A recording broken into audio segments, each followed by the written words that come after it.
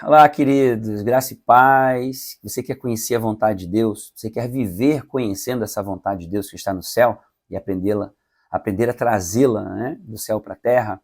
Então vamos aprender com as Escrituras. Vou pedir para você abrir a sua Bíblia em Colossenses 1. E aqui, enquanto você abre em Colossenses 1, vamos pensar o seguinte, né? Quando a gente tem um objetivo na vida, a gente quer construir, por exemplo, quer fazer um bolo, quer fazer uma costura, quer desenvolver um projeto, a gente, primeira coisa, tem a ideia do resultado final, certo? Depois do resultado final, a gente vai, então, procurar saber como, então, construir para chegar lá, o que fazer, que ingredientes, que materiais, que etapas, que metas nós devemos ter para chegar até esse resultado final, correto? Para nós vivermos conhecendo a vontade de Deus, nós precisamos aqui aprender com Paulo os ingredientes, né, para chegarmos nesse bolo, que é viver conhecendo a vontade de Deus. Então vamos lá, vamos ler Colossenses 1, de 1 em diante. Paulo, apóstolo de Cristo Jesus, pela vontade de Deus, e o irmão Timóteo, aos santos e fiéis irmãos em Cristo que estão em Colossos. A vocês, graça e paz da parte de Deus, nosso Pai, e do Senhor Jesus Cristo. Sempre agradecemos a Deus, o Pai de nosso Senhor Jesus Cristo, quando oramos por vocês. Versículo 4, presta atenção. Pois temos ouvido falar da fé, primeiro ingrediente, fé, que vocês têm em Cristo Jesus, agora vamos ao segundo, e do amor que tem por todos os santos. 5. Por causa da esperança, terceiro, esperança que está reservada a vocês nos céus, a respeito da qual ouviram por meio da palavra da verdade, o Evangelho. 6. Que chegou até vocês.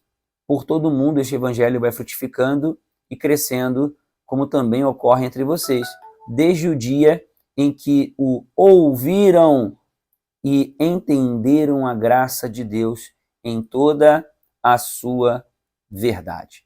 Então, aqui estão os 4 ingredientes. Agora vamos pular ali para o 9.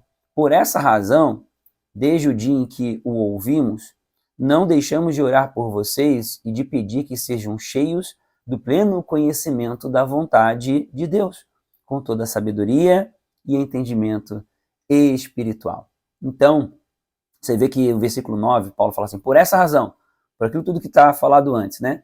Então, resumido aqui, por esses 4 ingredientes aqui que Paulo viu na igreja de Colosso e que nós queremos ter também.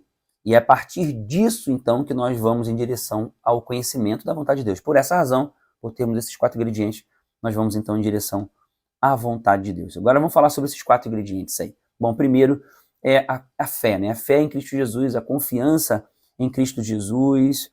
Pode até parecer chover no molhado, mas não é. Por quê? Porque a confiança em Jesus, ela é testada, ela é provada nos momentos dos testes. A confiança em Jesus, ela é testada quando vem os momentos difíceis. Como é que a sua alma reage nos momentos difíceis? Eu vou falar aqui dos 4 ingredientes, mas já vamos pensando na pergunta que nós vamos responder daqui a pouco, tá? Você vai procurar ouvir esses 4 ingredientes aqui, já pensando em responder as seguintes perguntas. Em qual dos 4 você é mais forte? Em qual dos 4 você é mais fraco? Bom?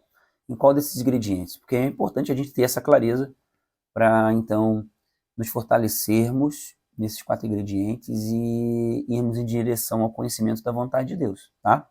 Então, vai pensando nisso aí. Qual desses 4 você é mais forte ou mais fraco? Quando vem os momentos difíceis. Agora a gente está falando sobre o primeiro, que é a confiança em Jesus, a fé em Cristo Jesus. Então, quando as tentações vêm, como é a sua reação? Quando o medo tenta bater na porta, o medo de não ter, tenta ali bater na sua porta, como é que é a sua reação? Sua confiança no agir e no poder de Deus, no poder de Jesus. Como é esse teu relacionamento com Jesus? Você confia totalmente nele? Você pode dizer que a sua vida mostra em todos os aspectos uma confiança plena em Jesus? Esse é o primeiro ponto. Segundo ingrediente é o amor, né? Como a gente vê ali no versículo 5, né? Por causa da esperança, sempre agradecemos a Deus. Versículo 4, pois temos ouvido falar da fé que vocês têm em Cristo Jesus e do amor que tem por todos os santos. E aqui fala sobre o amor, mas o amor vinculado às pessoas mais próximas, principalmente os irmãos, porque santos são as pessoas separadas para Deus. Então, vamos focar aqui no amor aos irmãos, amor pelos irmãos. Aí a pergunta é a seguinte aqui, ó. A sua maturidade ao lidar com as divergências e com os conflitos. Como é que é a sua maturidade? E principalmente, quais são as suas reações quando você se sente confrontado, quando você se sente contrariado, ou mais ainda, quando você se sente prejudicado de alguma forma. Porque nos relacionamentos com as pessoas tem suas divergências, tem seus problemas. E às vezes até seus prejuízos, sejam eles emocionais, sejam eles até materiais, não sei. Tem tanto tipo de prejuízo que a gente sofre porque a gente lida com as pessoas, e é nessa hora que o nosso amor ele é testado também. Como é que é seu amor? Quer ver outro aspecto relacionado a esse amor pelos irmãos? Você se doa pelos irmãos? Você se doa pelos outros? Você dá da sua própria vida a favor dos seus irmãos, da família da fé? Isso é importante. Essa é uma característica ali da igreja de Colosso, dos Colossenses, que Paulo ressalta aqui, e é por essa razão, por ter isso também, que a igreja então pode ter a oportunidade de conhecer a vontade de Deus, as pessoas conhecerem a vontade de Deus. Tá? Então, primeiro aspecto, a confiança em Jesus, a fé, né? E o segundo, o amor pelos irmãos. Tá? O terceiro está ali no versículo 5, por causa da esperança que está reservada a vocês nos céus, a respeito da qual ouviram por meio da palavra da verdade, o evangelho. Então, o evangelho da salvação é a verdade e nos aponta para a eternidade. E a pergunta aqui vai no seguinte: como é que são os seus planos, seus sonhos, seus projetos? Como é que eles estão? Como é que eles estão definidos na sua vida? Como é que eles são para você? Fala a verdade. Esses planos, esses projetos estão alinhados aqui às coisas dessa terra ou estão alinhados com a eternidade? Você tem medo de morrer? Eu, de vez em quando, faço essa pergunta, né? Você tem medo da morte? Você sabe para onde você vai, tem certeza? Você vive para a sua morada eterna? Vive aqui durante o dia a dia, você vive com essa certeza de que você não é daqui, que você vai morar no céu? E quem proporciona isso é Jesus. Você tem vivido para esse momento? Você tem conduzido teus planos, teus projetos, tua vida, teus recursos, teu tempo, tua agenda, tuas habilidades, teus talentos, dons, direcionados para a eternidade? Então, esse é o terceiro aspecto, a esperança, porque a gente vive por aquilo que a gente espera, pelas nossas expectativas. E se a tua expectativa está enraizada nas coisas desse mundo aqui, então você não vive com a esperança no céu. Tá? Então, mas se tudo que você faz está direcionado para o céu, aí você vive com essa esperança e não tem medo de morrer também. Pelo contrário, você está esperando grandemente esse momento. Maranata, hora vem, Senhor Jesus. E o último ponto aqui, a graça, né? Como nós vemos ali no versículo 6, quando ele fala ali no final, desde o dia em que ouviram e entenderam a graça de Deus em toda a sua verdade, né? E a graça fala do favor, né? Um favor que a gente não merece. A graça de Deus é aquilo que Deus fez sem a gente merecer, e é um presente, e entender também que Ele levou sobre si as nossas dores, nossos pecados, nossos erros, nossas limitações. E muitas vezes nós nos definimos pelos erros e definimos as pessoas também pelos seus erros. Mas isso não é viver na graça, né? Você se sente culpado? Tem alguma culpa, alguma coisa, algum peso? Você se sente indigno, inferior? Ou mesmo olha para as pessoas, né, algumas pessoas dessa forma?